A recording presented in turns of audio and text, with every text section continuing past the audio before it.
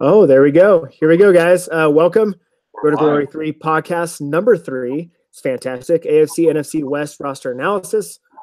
I have here Chris and Josh. How you both doing today? Great. It's like we haven't talked for long. That's great. Yeah. All right, so we're doing here a double whammy. We're doing all these pretty much together today, AFC Central and West. Here real quick, though, we're going to get into a quick discussion which we had about roster sizes. We did have a poll that went through to expand the rosters from 85 to 75. This is for the regular season. The vote ended in 14 to 12, I believe. Correct me if I'm wrong. 14 were in favor of 85. 12 were not. All right. So as a commission committee, there's 4 of us. We decided that we would go with 80 roster spots. All right. So that means a couple different things. Number one, there's only 6 rosters that don't have 80 players right now. Right. So that means that 24 teams, the cuts aren't going to be as bad. Number 2, with the value of rookie picks in this league, you won't have, you'll actually still have that room to promote a player if you don't want to actually send them away in a practice squad claim. Sorry. Chris or Josh, do you guys have anything to add to this discussion here real quick? I don't want to make it too long. I just kind of make it quick, short, sweet, to the point, all that great stuff.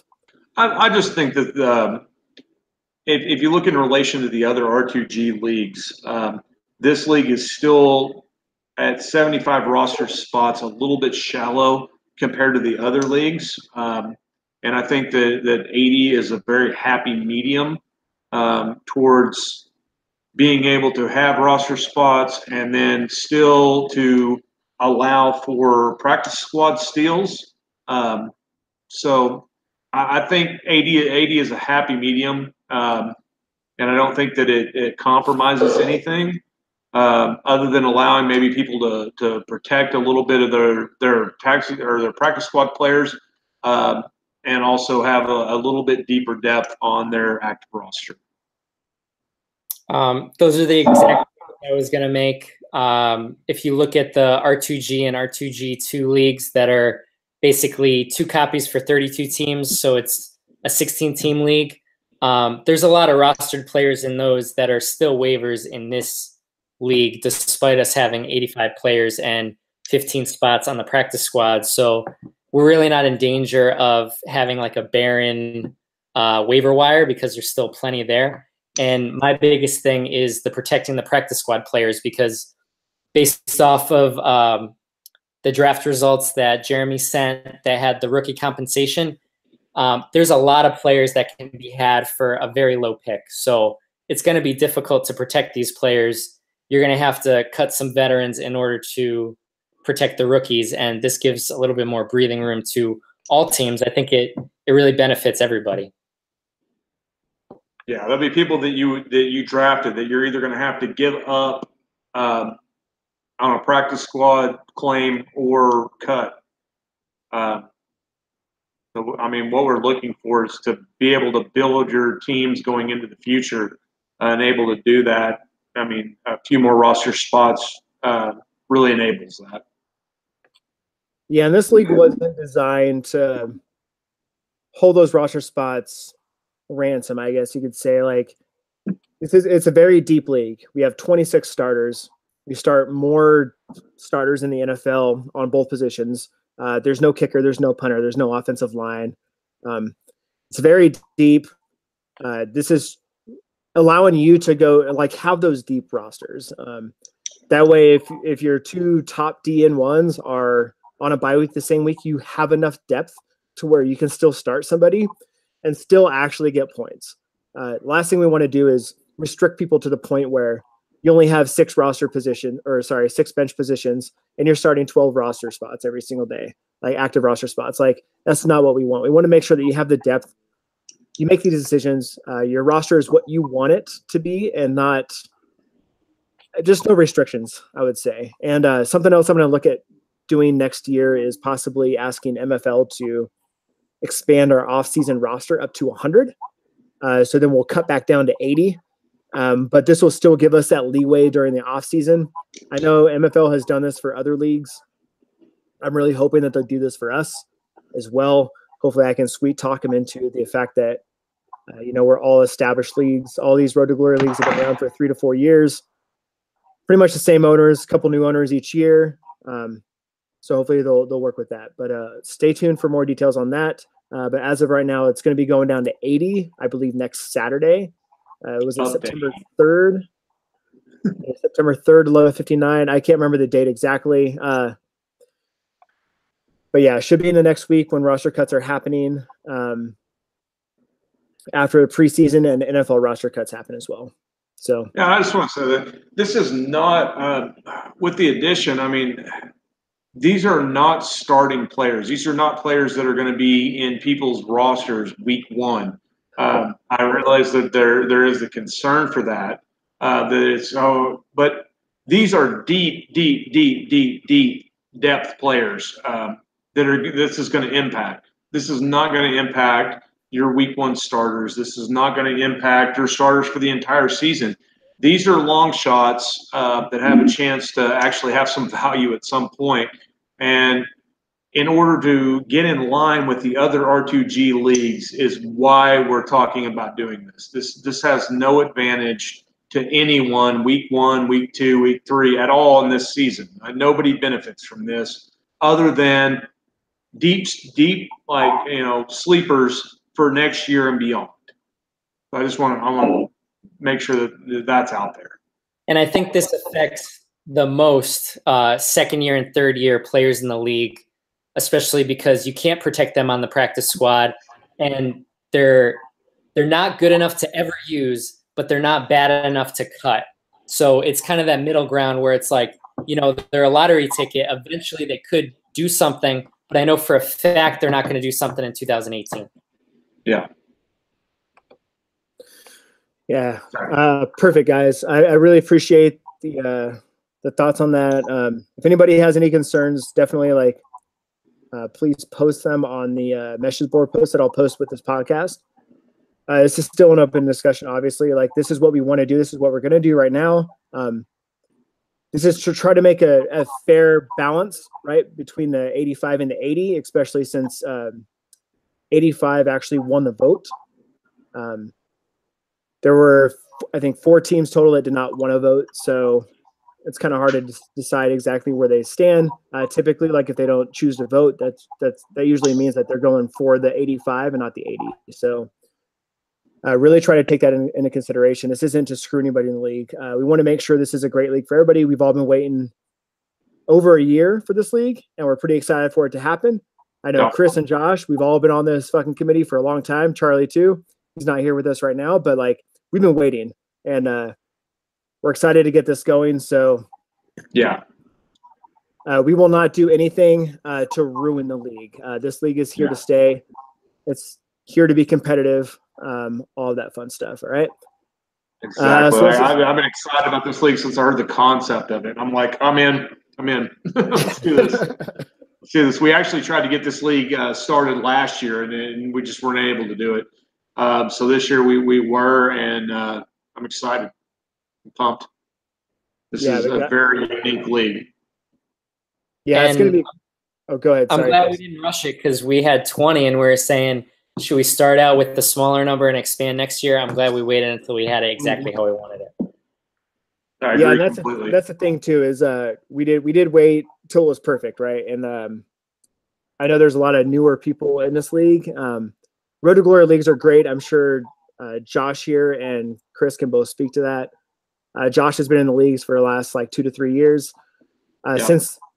Since I was bored when I was in the Peace Corps and creating Road to Glory 1 on my little phone that got 2G internet, he's been in since that league, and then Chris has been in since last year. So we got a great, solid group of owners here who want to make this fun. We want to talk shit. We want to, we just want to have a good time. We want to be competitive.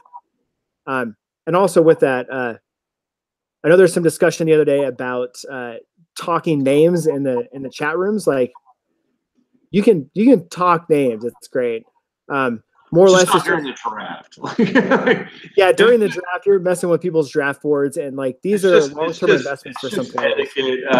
I don't know where that got started at, but almost any league I've ever been in, like when we have chats like this, you don't talk about players that are still on the board while they're still on the board.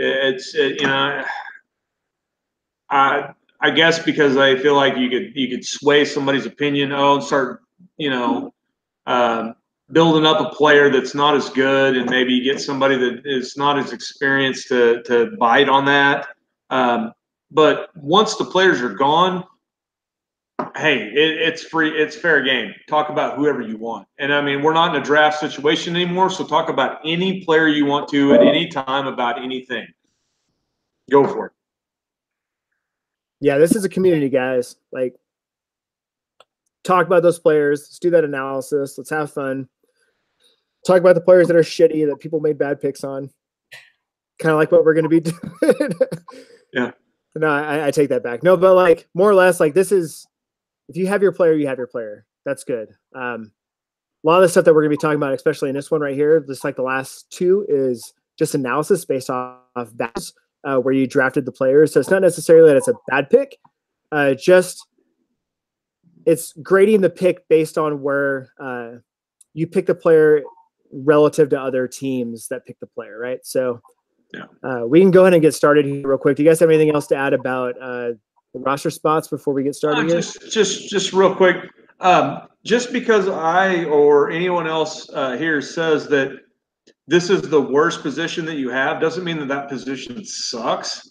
It just means that in relative to the other aspects of your roster, it's the weakest. Doesn't mean it's bad. I mean, we'll come across, and sometimes when we've done that already, not really any weak spots in this, but don't take it that we're saying that, okay, your quarterbacks, they suck. Okay, we're just saying that that's the weakest spot on your roster. Doesn't mean they suck. So just wanted to get that out there. I don't want people to think we're like trying to, just bag on their rosters. We're just saying that in relation to the rest of your roster, this is the weakest position. So I want to just throw that out there. Yeah, and again, this podcast is more or less designed to add another element to this league to make it more fun and competitive. So if anybody wants to be on it, let us know. We can definitely get you on. But with that, let's go ahead and get started here real quick. We're going to go kind of rapid fire on this one. Our goal is to get it under an hour. We know you guys all want to drive to work, not spend an hour and 30 minutes listening to a podcast. So, all right. So we're going to start with the Broncos here. How do you guys feel about it? Just a little bit of different format. How about we go through biggest reach, biggest steal, best early pick, worst early pick, and then go from there? Is that too much, you guys think? No, that's fine. I'll start off if you want me to. Biggest reach I had analysis was 33-27, Tyler Higbee.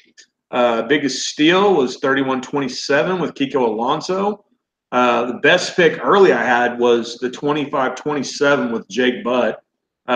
I think he's going to be the man in Denver going forward. The worst pick was Juju at the 404. Way too early. Way too early. All right, Chris, what you got for us, man? So I have worst reach, Artie Burns in the 57th. Could have been had 28 rounds later. Best pick, Xavier Howard in the 74th, taken 24 rounds after the first copy. Best pick early, I had Dante Pettis at 24. I think he's going to contribute right away on strong offense. And then I had worst pick early was Mason Rudolph at 14. He could have been had 16. I'm sorry. He could have been had 6 rounds later. And this was this team's first quarterback taken. All right. So piggyback off that, biggest reach for me was Mason Rudolph in the 14th round. First quarterback, not guaranteed a starting spot. Biggest steal, I actually put Mike Evans. I like his value at 2.27. I think that's pretty great. Best pick early, Christian McCaffrey, 3.27. Worst pick early, like Josh said, Juju, 4.04. Could have been drafted in the 7th or the 8th round. A lot of value lost. He could have waited a few rounds and still got Juju. There were like insane quarterback values to be had at that time. Andrew Luck. Yeah, it's Derek Carr. I think those are Yeah. two of the guys that are around there. Yeah, I mean he could have grabbed a great QB1 for the future instead of Juju, and still had Juju a couple of rounds later. Yeah. All right. So what do you guys have for best and worst positional groups? Best positional groups I have is wide receiver. I mean, he did an outstanding job of getting elite wide receivers. Had to use early draft capital to do that. Also, at the cornerback position, got the elite cornerbacks, that score a lot of points. Worst positional groups are obviously quarterback and then linebacker and safety, which are very detrimental to your team. I mean, those are your core scorers, just like in this league, like almost quarterback, running back, wide receiver score, and ended up very weak at those positions. All right. What about you, Chris? Similar to Josh, best are wide receiver and cornerback. Worst are quarterback, and then for defense, I had kind of a three-way tie: defensive tackle, defensive end, and safety. Okay. So the only notes I have on this one, I had a really hard time with best positional group. Obviously, there's depth at wide receiver. A lot of it's unproven young talent. You have top three. You have three. Let me get back to that roster real quick here. Three receivers. You have Beckham, Davis, and Evans. I think are the three solid ones that you're going to start each week. And Juju, sorry. So there's four receivers there. A lot of them are kind of up in the air. You don't know what they're going to do this next year, but you're definitely built for the future. Worst position, I put quarterback. I did not look at the defense too much or too deep, so we'll go with that. What do you have for our draft rank and survey projected finish, Chris? So for the survey, Broncos came in last in the division, but he had a 14% chance of making the playoffs. And then for value of his draft, he came in at 24. Okay. It's not too bad. So we'll move on here real quick to the Raiders. So we'll do the same format. So biggest reach, I'll go with Kenny Still, 16.30. Biggest steal is Tahir Whitehead at 38th round. Best pick early was Marcus Mariota. Worst pick, our boy John Ross, dude that runs himself into injuries. What do you guys got? I've got biggest reach and analysis of the 2901 with Michael Brockers. The biggest steal in analysis was Deshaun Hamilton at the 3430. Best pick early was Matt Ryan at the 501. I mean, when you can grab a starting quarterback in the 5th round that's going to play for many, many more years, I mean, how do you not take that? Worst pick early was Kenny Stills at the 1630. Not a horrible pick, but a little bit early in my opinion. I think you could have got Kenny Stills later on. Is this Charlie's team? It is, yeah. It is. Okay. That's what I thought. So all right, Chris, go ahead. I got worst reach was Charkandrick West at 62. Just got cut from the Chiefs. Got cut. He is on the Jets though, so you never know. But he could have been taken after the draft. They have Bilal Powell. Yeah. Best steal, I had Prince Amakamara at 68, 25 rounds after the first copy was taken. Best pick early, I have Tahir Whitehead at 38. I think he's going to be the best linebacker on the Raiders. And he was taken 14 rounds after the first copy. And then worst pick, Derek Johnson, man. What's that? I said Derek Johnson, man. Yeah. Well, yeah, I know. Worst pick early I have is Kevin White at 33. I know Charlie's a Bears fan, but I think Kevin White's gotten enough opportunities to see that he's kind of an injury-prone player, and he's a wide receiver 3 at best. What's that? He's a wide receiver 3 at best. Yeah. Wide receiver number 3 in the league, right? Yeah, that's it. All right, so let's get into our best positional group and worst positional group. So best, I put tight end, wide receiver, and linebacker. Worst, I put D tackle. I felt the offense was pretty well-rounded overall. What do you guys have? I actually had best positional groups were running back and defensive end. I had tight end as the worst positional group, along with D tackle, like you had. I'm right there with Josh. Running back is the best. Linebacker is the best. The caveat on the running back, his top 2 guys are rock solid, but he doesn't have a lot of depth there. Worst offensive position, I had tight end, and worst defensive tackle. Yeah, I mean, it's tight ends. He has like Delaney Walker. He has Jack Doyle, but those guys are good for a year, and Charles Clay, those guys are good for a year. And then what's he going to do after that? Like to start 2 a week. It's rough. It's very rough. They'll be good this season, but I mean, he's going to have to address the position after this year. And that's why I put it where it was. Yeah, I'm looking at it right now. I have to do a little bit more analysis on that. It's crazy our opinions were so different this time, but it's good. It's good. I like it. Other members will like it. Yeah, we're getting that contrarian opinion that Aaron so covets. We're getting there. All right, so let's move on. Team number 3, Seahawks. Do you want to do the survey results? Oh shit! Sorry guys. Yeah, let's do it. Raiders survey results. One thing I found really interesting with the AFC West is, not to pick on the Broncos, but besides the Broncos, the other 3 teams, there was very little separating. I'm sorry, the other 4 teams. There's very little separating those 4 teams. All of them were ranked pretty evenly. Out of 14 surveys, the highest we had was 4 team. I'm sorry. The highest was 4 first ranking selections, and that was the Seahawks and the Chiefs. So we're really getting it in. Everyone's super equal here. But with the Raiders, they ranked as second in the league, second in the division. Sorry, I'm tripping up. I've been drinking a lot. Raiders are second in the division with a chance of making the playoffs, and their draft was kind of in the middle value-wise at 19th. All right.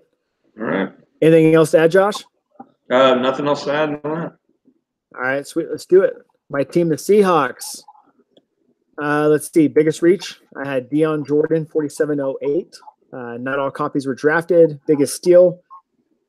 I went on a limb with this one. I'm probably going to fall pretty hard. James Conner at 36.23.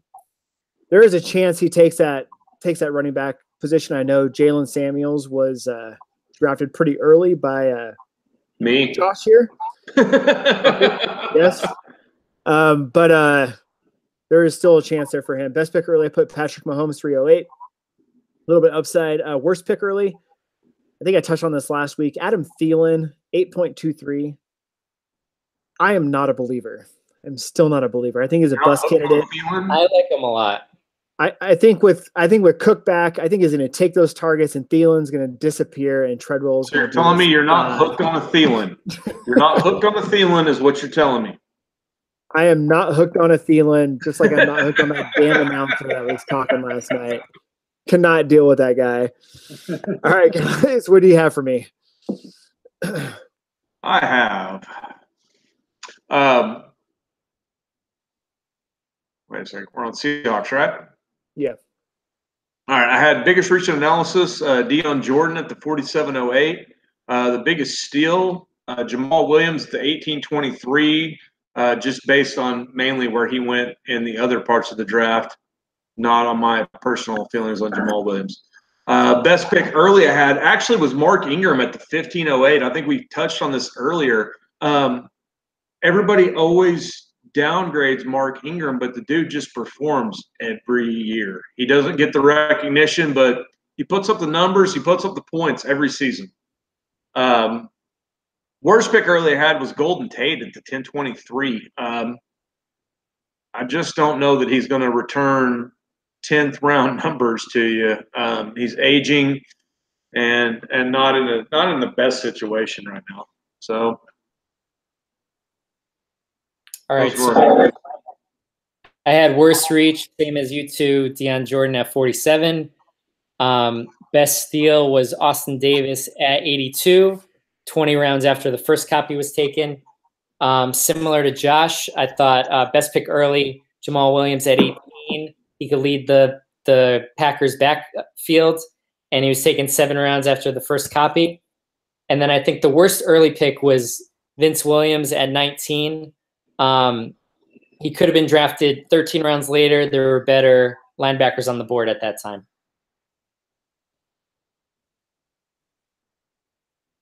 All right, you guys got through all that stuff? Sorry, I just stepped away briefly. Yeah. Jeremy, we're just at best position groups for the Seahawks right now. Why don't you go ahead and lead it off? All right, sweet. I got running back and DN for Seahawks, best positional group, worst, wide receiver and tight end, and linebacker. What do you guys got? I had the same thing you did at best position groups, running back and DN. Worst position groups I had were wide receiver and linebacker. Same as you guys. Best positions, running back, defensive end. Worst positions, wide receiver and cornerback. All right, what do you got for draft analysis and playoff chances? So this I thought was one of the most interesting survey results. The Seahawks came in at number 1 ranked in the division, but for some reason, their chances of making the playoffs, according to the survey, is 35%. So they came in above the Raiders, but the Raiders had a 50% chance of making the playoffs. And then as far as value in their draft. Do we call those statistical anomalies? Is that what we yeah, outlier. So as far as value of their draft, they actually came in kind of low at 26. Okay.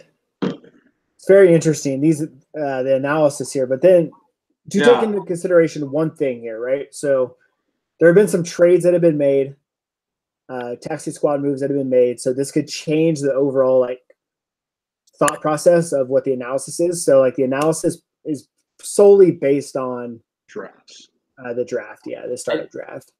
A big thing too is like we keep mentioning, whether it's a steal or a bust doesn't necessarily mean is this player good or not. It just means could you have gotten him later? Did you take him too early, kind of thing. So you could have maybe 10 guys that you took way too early, but they're all good players. Or you could have just a bunch of crap that you took at the end of the draft that were taken 10 or 20 rounds earlier. So it's not necessarily did you pick all the best players. It's did you work the system well? Did you find where are players falling? When can I wait on this guy? Take him a little bit later. That's how the scores were based. And you'll see there's a lot of work that I put into it when you guys see the spreadsheets. And this is not an analysis of where we think your roster is at the current moment or where it's going to be for the coming season or the years to follow. We just looked at it from a draft perspective, and then how you took players and how players were taken. Doesn't mean that your roster sucks. Doesn't mean that your roster is great. It just means that this is the analysis that we had at the time, and that's what we're looking at it from that perspective. And something to give kind of a positive note on this. I don't want to say it again, but last year I remember Chris did a couple podcasts for Road to Glory 2. I believe my team was between 20 and 32 each time. It was very, very bad every single time. Or was it you or Vinny? It was one of you. I think both of you said my team was the worst, and then I ended up turning it around that last part of the season. I tore that shit up.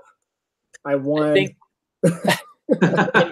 In mine, you were ranked 22-23. But to be fair, your running back on your winning roster was TJ Yeldon was your top running back. So that might have. That'll do it. That's it. That's all I need. TJ Yeldon right there, guys. I'll trade him for a first-round pick. Yeah, so don't anybody take this as we're telling you that your team's going to suck or that you're not going to win this year. We're just looking at analysis from the draft and from information that we have right now. We might tell you we might be telling you that you have a lot of weak spots. Yeah, your team sucks. Hell, you may win the league this year. I mean, none of us really know what's going to happen in this coming season. But we're just trying to predict based off player values that we know and information that we have right now. So don't take this shit personally. We're just throwing shit out there and spitballing. So if we tell you that your team sucks, which we haven't really told anybody that, don't take it personally. Don't we're just throwing shit out there in the league. This is our best analysis. So hell, we may know what we're talking about, and we sure as hell may not. So I like what you're talking to. All right. Did we go over? We went over everything, right? Draft analysis, all that stuff. Yes. Great. Let's move on to the next. We're to the West, to the NFC West. No, we got two teams. We still have two. Oh, I thought we were already. Sorry, Chargers. Sorry, Chiefs. Look, even new. Guess they don't really matter. Anyways, let's move on. I'm just joking. All right, let's go ahead to Chargers here. Sorry, I wasn't trying to be offensive. Biggest reach, Julian Edelman, 15th round is where you drafted him. Could draft him in the 22nd. I think this is last season for Julian Edelman. I think that's a reach. Obviously, biggest reach. Biggest skilled, Carlos Dunlap, drafted in 27th round. A great steal there. First copy was drafted in 21st. He should still put up a top 10 season for DNs. Best pick early, Joey Bosa, 6.29. Worst pick early, I put Eli Manning in the 8th round. He could have been drafted in the 12th. What do you guys got? For the Chargers, I have biggest reach analysis, DeMario Davis at the 1902. Biggest steal, Vince Williams at the 3229. For the best pick early, I had actually was Telvin Smith at the 1102. Young guy, gonna be a stud for many, many years. Great linebacker pickup in the 11th round. Worst pick goes back to your analysis. Julian Edelman at the 1502. I don't know how many more years he's going to play, and I don't know how beat up the guy is. I mean, the dude took steroids to heal quicker. Yeah, I don't trust Julian Edelman because he's going to get hurt again. All right, Chris. 15th round, not for me. Oh, sorry. We're on Chargers. Yes. Yep. So I have worst reach, Alfred Blue in the 53rd. Could have been had after the draft was done. So not my boy Blue. You're not my boy Blue? Is that what you're telling me? Yeah. Okay. The best steal was Dwayne Allen at 82, 40 rounds after the first copy. Damn. And then I had best early pick, Chris Carson at 31. He's looking like he could either be the starter or a big portion of the committee. And he was even taken 5 rounds after the first copy. Worst pick early. Where did Rashad Penny go? Yeah, right. Worst pick early was Hayden Hurst in the 20th. He's kind of old for a rookie. He's competing with the other rookie tight end. And hindsight, he's out for 3 to 4 weeks. He's hurt. I was going to mention that too. Unfortunately, now he has a foot fracture as well. Yeah, he's out for 3 to 4 weeks. Dude, the Ravens need to stop drafting fucking tight ends because every single one of them gets hurt unless their name is Ben Watson or Dennis. Well, Dennis Pitta even got fucking hurt. But he has a flowing red mane. Nick Boyle was healthy all year. Actually, side note, Hayden Hurst was actually a professional baseball player. That's why he's so old for NFL. And then lost it, to where he couldn't even throw the ball over the mound anymore. And went back to college and played football and ended up going to the NFL draft. Just a little FYI. Interesting. Yeah. Yeah, he was drafted as a major league pitcher and then lost his shit and couldn't even throw the ball over the mound anymore. Couldn't even throw it over the plate. So like the reverse Tim Tebow. Mm-hmm. All no right, shit, look into it. But anyways, like we won't. I'll digress. All right, let's quickly move on here so we can get through in less than an hour here. So Chargers, best positional group, I put running back and D end. Worst positional group, quarterback. I said they're old, and safeties. What do you guys got? I've got best positional groups as running back and D end. Worst is quarterback and safety. So I have best position groups running back and D end. I have worst positions tight end and cornerback. To defend the quarterbacks a little bit, I think he's good enough this year. Cam Newton, I think, is great. Some of the other guys are going to be good for 1 or 2 years, so I don't necessarily think they're worse than his tight ends. All right, that's fair. What do you got for playoff chances and draft analysis? So Chargers are coming in tied at third for the division with a 35% chance of making the playoffs. And then as far as value of their draft, highest in this division, 8th highest value. All right, perfect. So let's go ahead and move on to the last team here in the AFC West. I believe it's the Chiefs. Yep. All right. So biggest reach for me, I put Keelan Cole. 2602. Last copy was drafted in 38.19. And I'm not a big fan of that Jacksonville offense. Personally, I'm not a fan of Bortles. Not sure what receiver is going to have value. Biggest steal, I didn't have one. Best pick early, Aaron Rodgers at 1.02. I had a hard time selecting this, but Aaron Rodgers could be the QB1 for the next 5-6 years. When he's healthy, he's fun to watch. He's fucking awesome. He shreds defenses. It's great. I wouldn't bank on 6 years because he is 34, but I agree, 3 or 4 years. I think he'll play longer than Brady. I look at Tom Brady and say, You think he'll play longer than Brady after all of these injuries? Yeah. I think he's a better athlete than Brady was. The difference is I love Tom Brady. But I think Aaron Rodgers is a better athlete than Tom Brady is. I agree. I also but think Tom Brady's like super vegan and all of this crap. So I don't know. Yeah, but I still think that Aaron Rodgers is a better athlete than Tom Brady. Tom Brady's just has an amazing mind. He's like a Peyton Manning. He's an amazing mind that will his mind will get him further in the NFL than his arm will. I mean, agree. And it's lucky his only injury. Peyton Manning played longer than he should have. He won a Super Bowl when he shouldn't have because his arm was a fucking noodle. But he was able to direct that offense, and I mean, he won. I mean, that last Denver Super Bowl was all on Manning. Von Miller. No, it was on Peyton Manning. The Super Bowl itself, Von Miller. Getting there, Peyton Manning. So not to dive too far into the rabbit hole here.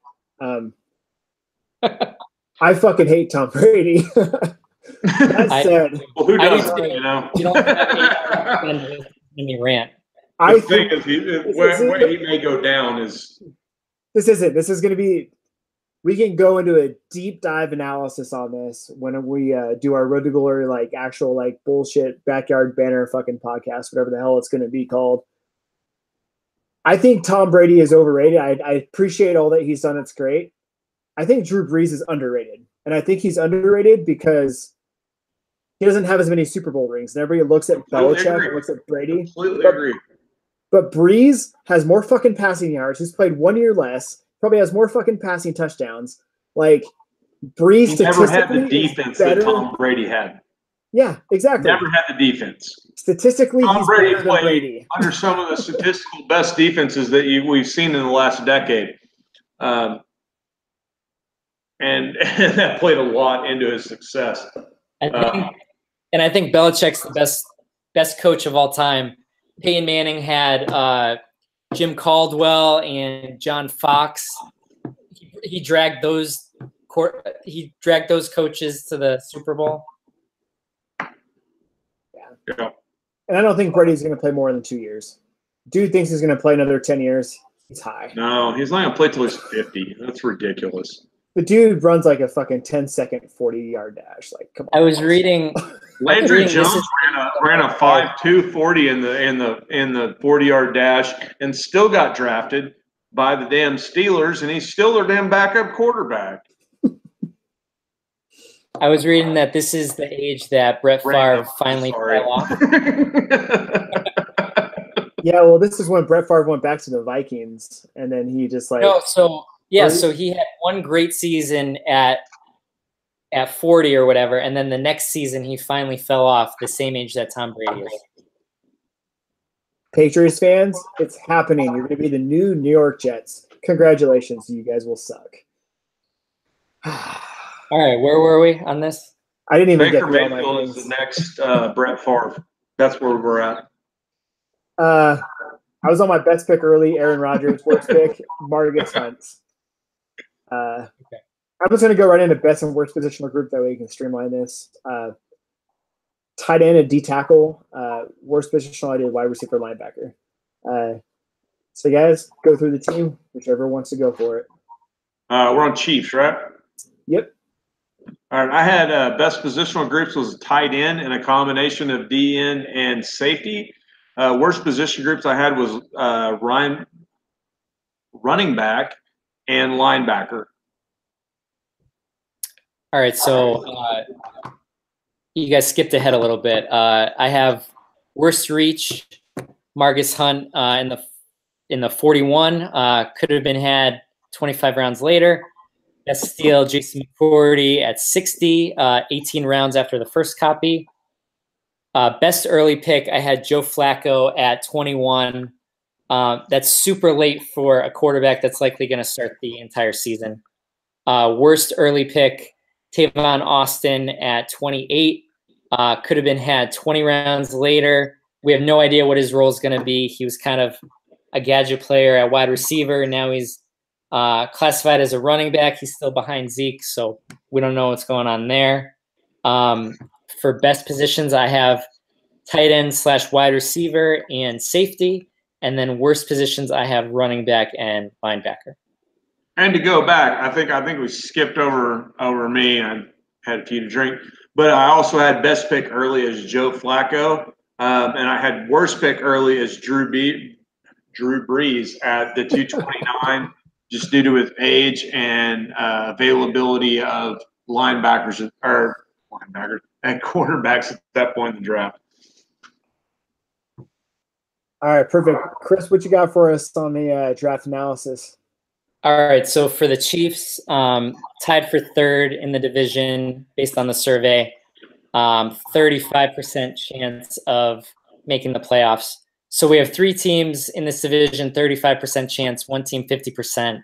It's going to be a close call based on everyone's survey opinions.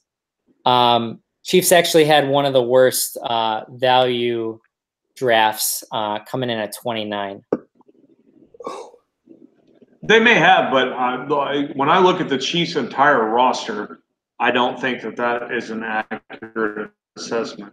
I mean, it's a statistical assessment, but I don't think that their team is that bad.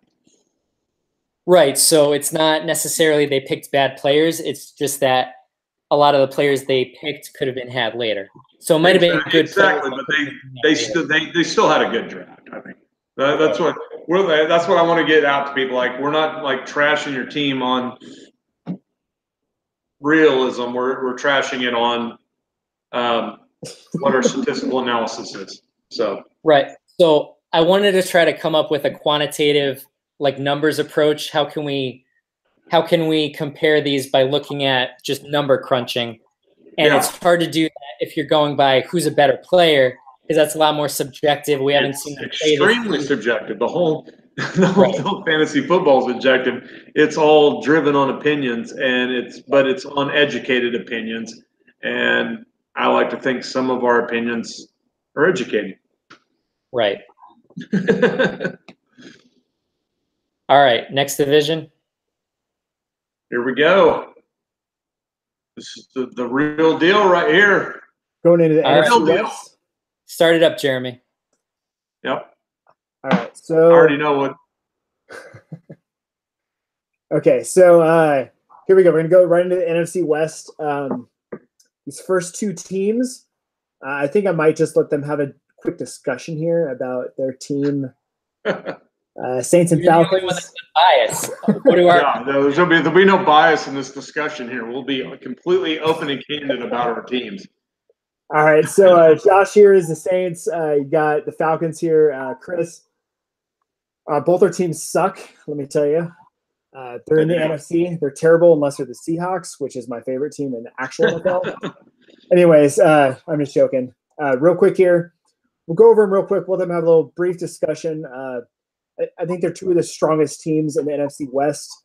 It's going to be really fun to watch because Saints and Falcons in real life are also very, very strong rivalry. So we'll make this a fun one. So Saints. All right, Josh, here I got for you. Biggest reach. Jalen Samuels. Your biggest deal, 2704 Vance McDonald. Best pick early, Marcus Mariota. I love that pick at 304. I think he's going to have a bounce back season as long as Davis is healthy. Worst pick early, Robert Woods. The signing of Brandon Cooks just destroyed his value. So, what do you guys say? Jalen Samuels, but I already said him once for the biggest reach. I can say him. Do you want me to say him twice? Oh, you can say him twice. I mean, this Josh's team will give him the last word, so I'll go second. I have worst reach, Bucky Hodges at 55. Could have been had at the end after the draft. And then best steal was Miles Killebrew at 76. Got 27 rounds after the first copy. Best early pick, I have Vance McDonald at 27. He could potentially break out this year on a high-powered offense. I thought he was taken pretty late for a starting tight end, and he was 9 rounds after the first copy. All of us probably have the same opinion on worst pick. Jalen Samuels at 22. Totally unclear future what the Steelers are going to do at running back. Probably won't have a big role in 2018 if Bell is there, and he was taken 12 rounds too early. And I completely agree with the Jalen Samuels. What I was rolling the dice on with Jalen Samuels is that he was going to get the tight end designation, and that was the risk that I took. I thought he would get designated on MFL as a tight end, which he has in other avenues. He did not. He's got the running back designation, so I ate the L. Yeah. I ate the dick. I was hoping that it would happen. It did not. So that was kind of my thinking on that, was that he was going to get designated as a tight end. He'd be a small tight end though. He's only like 220, isn't he? Yeah, but Mark Ingram or Ingram's a tight end, and he's basically a wide receiver. So my hope on that was, and I think I was a little drunk when I was putting those draft picks in. So yeah, so fuck up on my part. I'm going to make sure I get all you guys. On my part. So everybody else, like when you fucked up on your draft picks, like I fucked up on my draft pick. So it's all excusable. I will say, you didn't have many like that. So, I mean, that one stood out, but the rest of your draft looks pretty good. Yeah, it's good. It was a reach. It was a reach. I knew it was a reach at the time, but all right. Moving on. All right, let's go best. Worst positional group. I put tight end and linebacker or safety for best. Worst, I put wide receiver and D tackle. What do you guys got? Do we already go with Josh's opinions on his own team for best picks? Hey, I did best opinions on my team.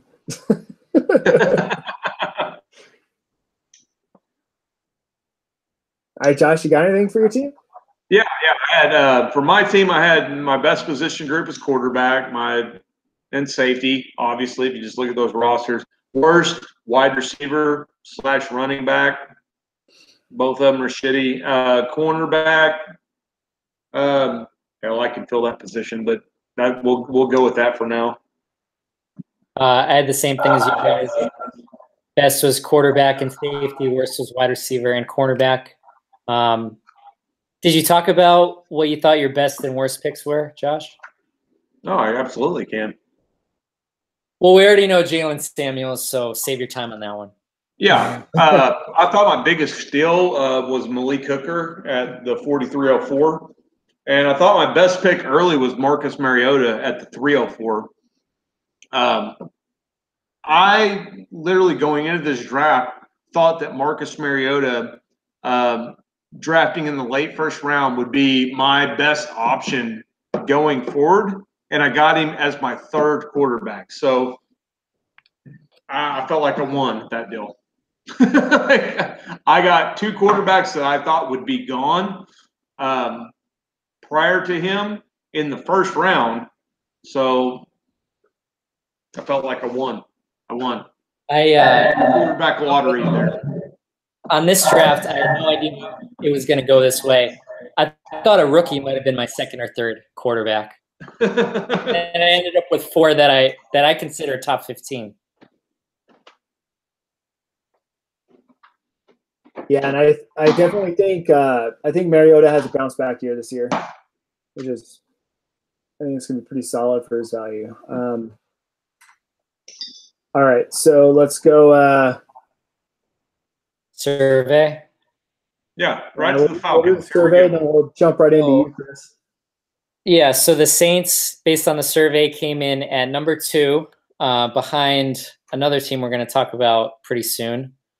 And the percentage to make the playoffs was 57%. And then based off of value of the draft, you came in pretty high at 5th. Sweet. All right, let's move right on here to my team. Are we going to argue against the people here, or are we just going to let's just move on? We're just going to. All right, here. So we'll get right into the Falcons. This team is terrible, let me tell you. Yeah. No, so biggest reach. I got Micah Hyde at 33.13. I think Ogletree's going to steal a lot of those tackles. Biggest steal, Julio in the 6th round. Best pick early, I put Andrew Luck, 4.18. Fucking fantastic value there, considering he was a top 1 dynasty quarterback 2 years ago. Worst pick early, Blake Martinez at 11.13. That's just more or less my personal opinion. So, Josh, what you got here? What you got for Chris? Biggest reach on analysis stood out to me was the 913 with Tevin Coleman. Not that I agreed with it, but that's just what the analysis showed. Biggest steal was the 6218 with Kendall Fuller. I thought his best pick early was Andrew Luck at the 418. Andrew Luck at the 418. I mean, it took a little bit of faith to know that his shoulder was fine, but had we had no questions about Andrew Luck's shoulder, do we honestly think that Andrew Luck would have lasted until the 418? I don't. I was talking to Jeremy about this, and he took Derek Carr in the 4th after I took Derek Carr in the 3rd. And then I took Andrew Luck a few spots after him. And I think I sent him a text a couple of days later. Andrew Luck started throwing full-size footballs, and Jeremy's like, "You got to be fucking kidding me." I literally had him on my list now. I was like, no, I just don't trust it. And then he sent me that text, and I literally was just smacking myself in the face. I can't believe that just fucking happened. Yeah. That's so the worst pick I had early was Tevin Coleman at the 9-13. Not that I don't believe in Tevin Coleman. I just think his short-term value is non-existent, and until he goes to another team, we're not going to see the full extent of his value. But I think once that happens, he may be worth the value. You didn't like his 200 points last season, and then he's a free agent next season. Exactly, but Jared McKinnon 2.0, and he's not going to get injured. All right, I guess my assessment of my team. Yeah, go for it. Let's hear what you think about it. So my worst reach was Willie Henry in the 64th. I could have gotten him after the draft was done. My best steal was Olsen Pierre at 72, 46 rounds after the first copy was taken. I agree with you guys. I thought my best early pick was Andrew Luck. He could be a top 3 quarterback. There weren't really too many starters left in the 4th, and it was all because of injury why he fell, so I'm very lucky there. But I'm ching. And then for worst early pick, I had Everson Griffin in the 20th. He's kind of old, coming off injury. I could have had him 5 rounds later. What you got for draft analysis and playoff chances? Oh, did you guys do position rankings? Oh, shit, man. I'm just skipping ahead here. I'm 6 beers deep, guys. Sorry. Positional rankings here. I have Falcons quarterback and linebacker are pretty strong. Tight end and D-tackle are a little weak. What do you guys got? Got a couple of Basset Hounds that are being assholes right now. I do have a quick story here about Willie Henry. So not to go on too deep of a tangent, but in another league, it was 20 teams. It's a pretty terrible league. Some guy offered me Willie Henry for Sammy Watkins. Funny story about this trade is that league did not require any D tackles to be started. So it was just a defensive line position as a whole. So for me, I told this guy, I said, hey, like D tackles hold no value to me unless you're giving me a fucking top tier guy like Aaron Donald or Fletcher Cox. Designated as a DT. Yeah, like I got butt fucked a couple times on Aaron Donald getting designated as a DN. I'm fucking tired of him. But no, this drafted him as a DT, like, and I got the most elite DT in the world, and then he gets designated as a defensive end, and you get butt fucked. Bastard, shut the fuck up! Shut up! All right, so as you guys will all see right now, this is not. We are not planning any of this. This is just all just completely random. It's pretty fantastic. Josh is a little frustrated right now. But, I got 2 Basset Hounds that are did it feel like a throw run or something? No, but this Basset Hounds are assholes. This moron tried trading me fucking Willie Henry for Sammy Watkins, and I messaged him back and I said, there are no DTs required to start in this league. Where's the value here? He's just a spot starter. And I was like, he's a top D tackle. It's like, you're an idiot. And the guy sent me a message back and was just like, you were the most difficult owner to ever fucking deal with in this league. Blah, blah, blah. You never accept any trades. And I'm like, well, offer me something that's worth my time. Like, Jesus Christ. I'm probably not trading a wide receiver for defense. Sorry, I didn't let you just fucking fuck me dry in the ass with sand. All right, so moral of the story here, when you're evaluating trades, I think we talked about this a little bit last week. Make sure you're looking at the other team's roster. Look at what they need. Make sure you're putting players in there that are actually of value to the team, okay? So, like, or this magical little thing right here, message them on GroupMe and ask them if they're, hey, are you looking to get rid of this player? What are you looking for him to work? I mean, hell, it saves a lot of time with sending trade messages out. Just, hey, what are you looking for? What would you like to get for this? Let's talk this trade here, and then we'll send it after the fact. Yeah, don't send a trade for fucking Kittle Fuller for fucking Patrick Mahomes and think you're going to get a good response. Like, you're looking at a 30th round pick in a startup draft compared to a 3rd round pick. Like, I will say, to piggyback on what Josh says, if someone sends me a cold call, bad offer without talking to me on GroupMe, I'm going to deny it, and I'm not going to continue negotiating with them. I know a lot of people I talk to say, oh, well, it's to kind of like break the ice to see like, oh, send me a counter back. If you send me something that's bad and you didn't talk to me on GroupMe, I don't want to negotiate. Especially when it's a really bad offer, like, to begin with. Right. I mean, like an insulting offer, not like, oh, yeah, maybe we can negotiate this.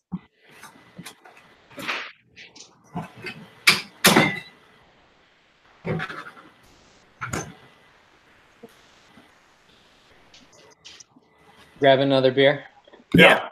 Sorry, guys. Number 7, lucky number 7 here. All right. So just to wrap up my team, best positions, I have quarterback and wide receiver, and then linebacker. Worst positions, tight end, and then cornerback. And then based on the survey, people ranked me first in the division, but it is very close to Josh. 71% chance of making the playoffs. And this might sound like I cooked the numbers or cooked the books or whatever, but I came away with number 1 best value. And I know I'm the one that came up with this analysis, but it was because I had a lot of guys, not necessarily having the best draft, but a lot of guys I took late that were taken much earlier as their first pick. So he cooked the rankings. And when you look at the analysis, I mean, it looks like, oh, the guy who made the rankings was first. But when you start looking actually through the actual data analysis, it makes sense. And I mean, it is what it is. I mean, there was no cooking the books or anything like that. It is what it is. I mean, he got great value out of the draft picks that he had. And it doesn't mean those late picks are good players. It just means I got them later than the first copy. Yeah, exactly. It just means that you drafted players better than other people did. Doesn't mean those players are good. All right, great, guys. All right, who's the next? I look forward to this that rivalry. Next one, we got 49ers. The 49ers have got biggest reach, Justin Reed at 2907. Last copy could have been taken in at 44th, and he's not guaranteed to have that starting role. Biggest steal, Calvin Ridley, 1307. I'd much rather have Ridley at 1307 than Juju in the 4th. Personally, that's part of my notes. Best pick early, Matt Ryan, 507. Worst pick, Josh Gordon, 1024. No guarantee with Josh Gordon ever. What do you guys got? I had, for statistical analysis, I had Jack Doyle at the 1624 for the biggest reach. Biggest steal, Malcolm Smith at the 4907. Best pick early I had was Matt Ryan at the 507. Matt Ryan's going to play for several more years. To get a starting quarterback that plays at an elite level at the 5th round is awesome. Worst pick I had early was Dante Pettis at the 22-24. I just don't know that he's ever going to put up numbers that would justify that draft position. All right, so I got worst reach, Michael Bennett at 45, could have been taken 24 rounds later. Best steal, Garrett Selleck at 79, drafted 28 rounds after the first. Best early pick, I have Juju in the 7th. I don't like him in the 4th, but I love him in the 7th. So he's taken 3 rounds after the first copy. I definitely think he's going to have high-end wide receiver 2 numbers, one of the youngest wide receivers in the league. So I like that there. And then the worst early pick I had, Marshawn Latimer at 21. In general, I don't like taking cornerbacks early. And then I really think he's going to have a sophomore slump in terms of fantasy numbers because no one's going to throw to him. Typically, when a rookie cornerback is awesome, they have the tape on him and they're like, well, let's not throw to him. So you're really not going to get the fantasy points there.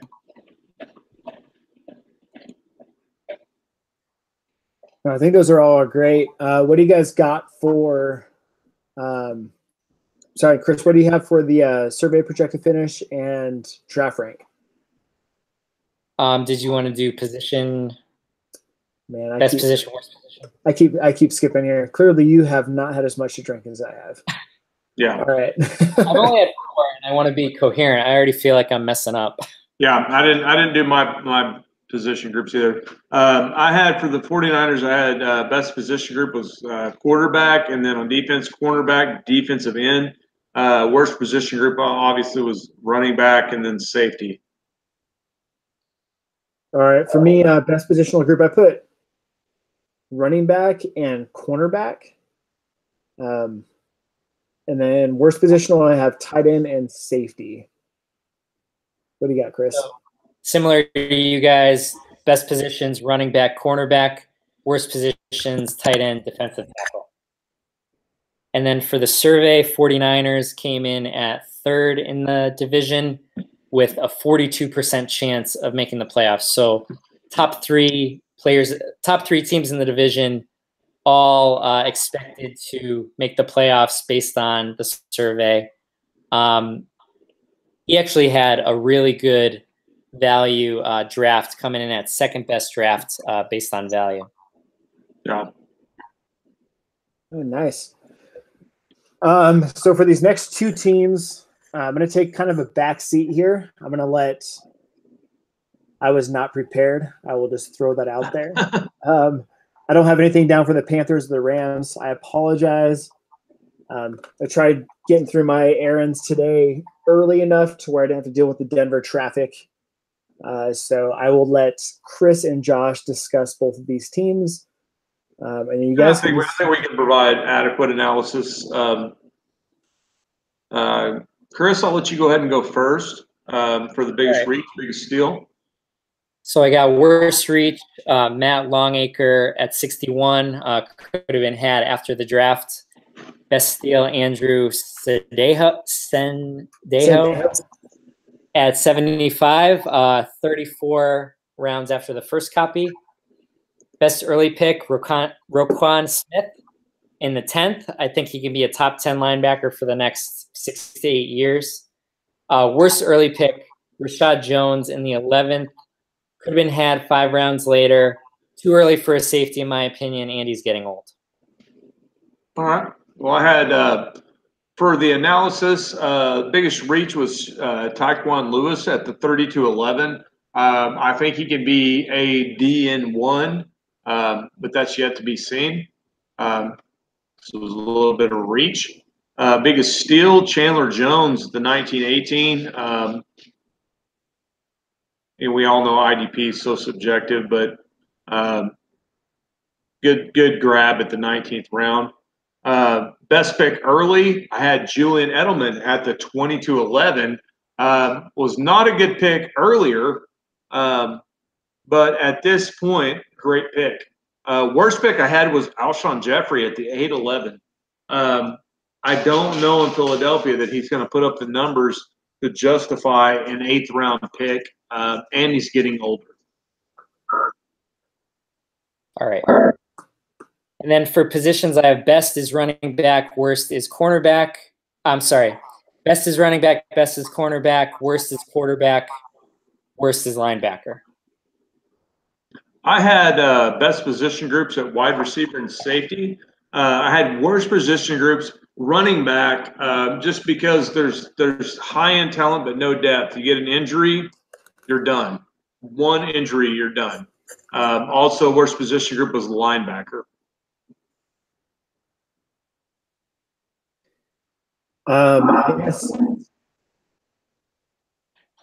I did have a quick note there. What was your best pick? Sorry, what was your best pick late, real quick, Josh? Sorry? What was your worst and best pick early? My bad. Oh, for the Panthers? Yes. My best pick early was Julian Edelman, and my worst pick early was Alshon Jeffrey. I thought I had a note on one of those players. Maybe I was thinking of a different player.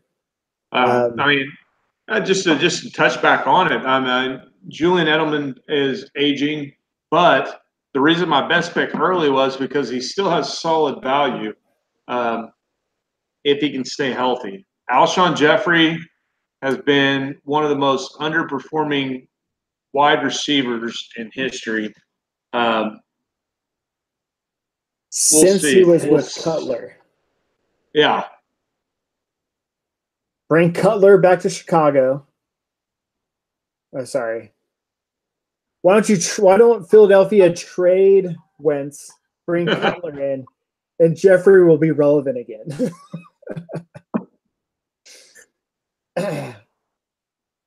He never played with anybody with a stronger arm. I'll put it that way. Jay Cutler had a stronger arm than anyone he's ever played with, and still couldn't find him on the go route. Dude, I love Jay Cutler. I love Jay Cutler too. He's an asshole, but had one of the strongest arms in the NFL in the last 10 years. The dude does not give a shit. He just like that. Doesn't give a shit, but had one of the strongest arms in the NFL. I mean, he could literally. Patrick Mahomes may give him a run for his money right now. Did you see the other day when Patrick Mahomes threw one damn near 70 yards in the air? Yeah, we talked about that. Tyreek. Like, Mahomes, like, everybody knows that about Mahomes. Mahomes has that fucking arm power. He has that strength. He can do it off. He can do it from any fucking position, which is crazy. He can be running backwards and throw it forwards, and like all of a sudden you're gonna go 70 yards. It's weird, but it's really cool to watch. I don't know. Like, I'm concerned about Mahomes. He's just not accurate. He's just not that accurate. I think he has potential. He's not Baker Mayfield. Put it that way. It's not Baker Mayfield. You don't have the accuracy that Baker Mayfield does.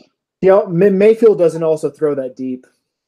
That's the difference. I don't think Baker Mayfield can throw 80 yards, but he can hit somebody on a 40-yard out route in stride. Just I don't think Mahomes can make that throw. And I think I'm going to go on another limb here. I think Chad Kelly can probably throw more accurate passes than Mahomes on a shorter route level.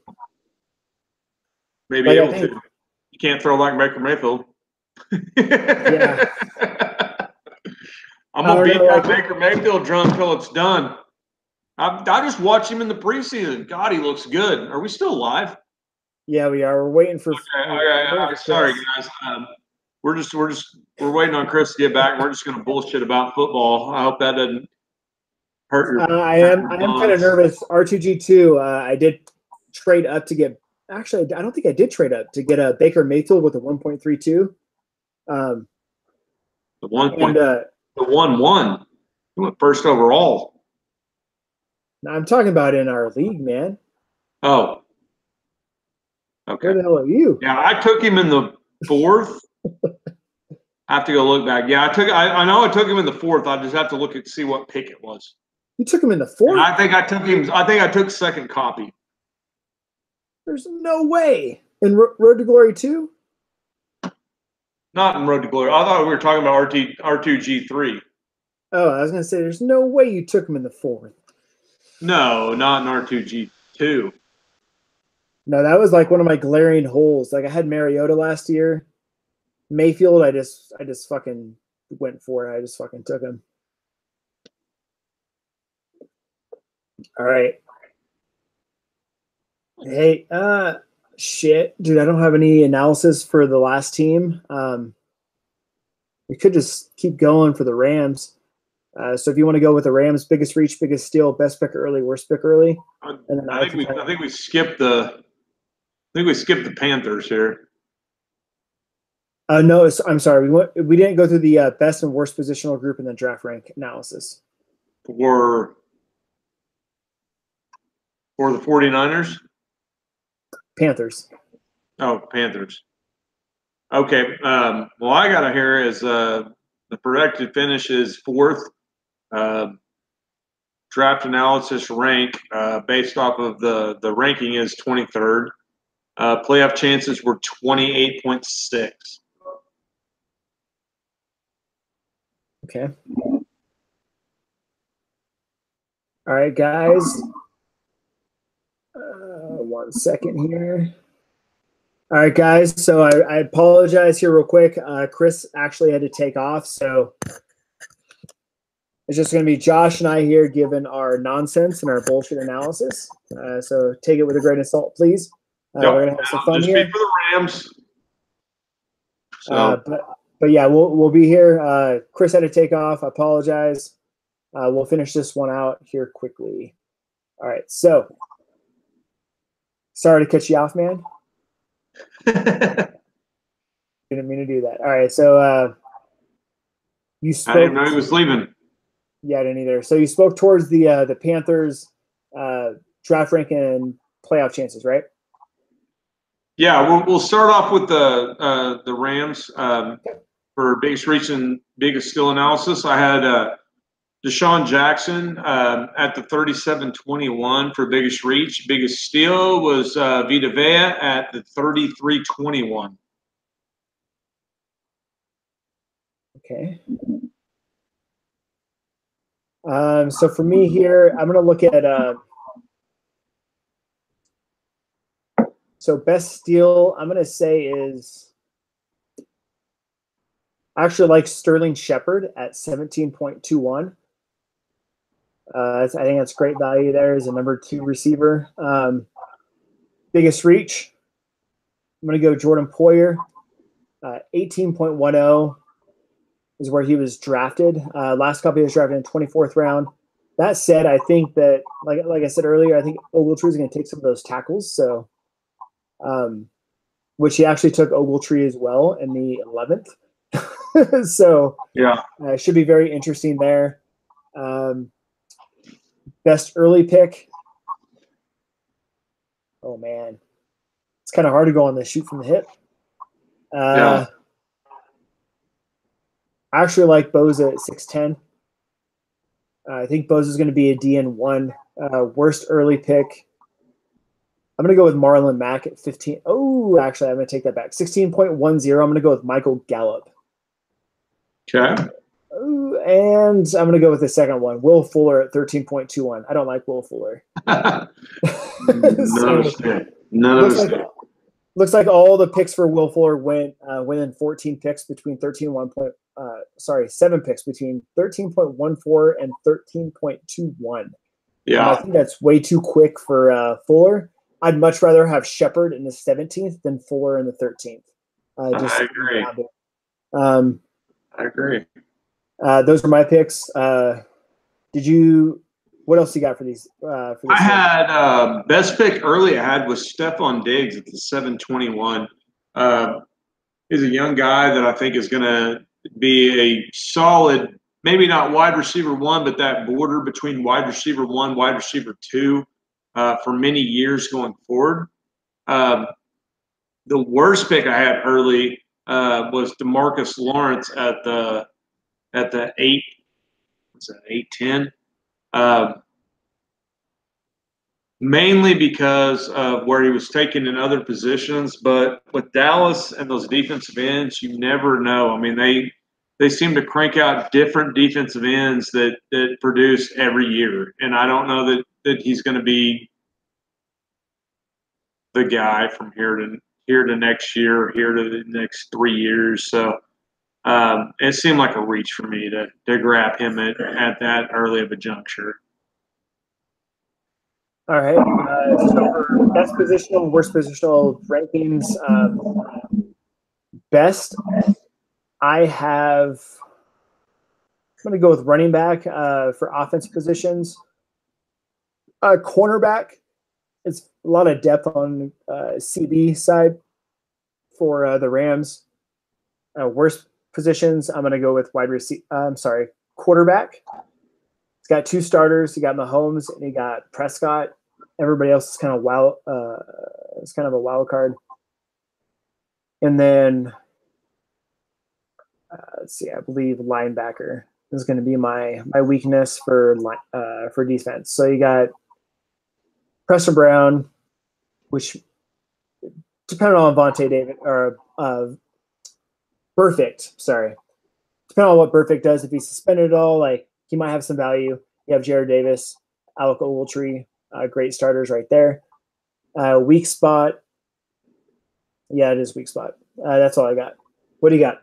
Yeah, I had best positional groups is wide receiver. Defense, they're all just kind of a mishmash of everything. I don't know if there's any strong or weak positions there.